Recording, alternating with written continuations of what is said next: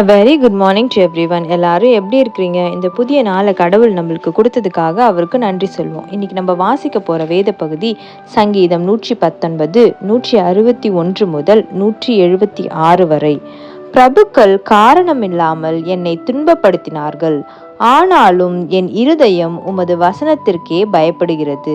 மிகுந்த கொள்ளை உடைமையை கண்டுபிடிக்கிறவன் மகிழ்கிறது போல நான் உமது வார்த்தையின் பேரில் மகிழ்கிறேன். பொய்யை பகைத்து அருவருக்கிறேன், உம்முடைய வேதத்தையோ நேசிக்கிறேன். உமது நீதி நியாயங்களின் நிமித்தம் ஒரு நாளில் 7 தரம் உம்மை துதிக்கிறேன்.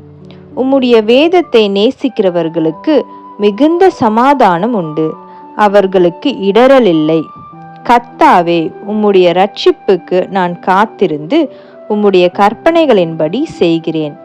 என் ஆத்துமா உமது சாட்சிகளை காக்கும், அவைகளை நான் மிகவும் நேசிக்கிறேன். உமது கட்டளைகளையும் உமது சாட்சிகளையும் காத்து நடக்கிறேன். என் வழிகள் எல்லாம் உமக்கு முன்பாக இருக்கிறது. கர்த்தாவே, என் கூப்பிடுதல் உமது சந்நிதியில் வருவதாக. உமது வசனத்தின்படியே என்னை உணர்வுள்ளவனாக்கும். என் விண்ணப்பம் உமது சந்நிதியில் வருவதாக. உமது வார்த்தையின்படி என்னை விடுவித்தருளும். உம்முடைய பிரமாணங்களை நீர் எனக்கு போதிக்கும் போது என் உதடுகள் உமது துதியை பிரஸ்தாபப்படுத்தும். உமது கற்பனைகள் எல்லாம் நீதியுள்ளவைகள், ஆதலால் என் நாவு உம்முடைய வசனத்தை விவரித்து சொல்லும். நான் உம்முடைய கட்டளைகளை தெரிந்து கொண்டபடியால் உமது கரம் எனக்கு துணையாயிருப்பதாக. கர்த்தாவே, உம்முடைய இரட்சிப்பின் மேல் ஆவலாயிருக்கிறேன். உம்முடைய வேதம் என் மனமகிழ்ச்சி.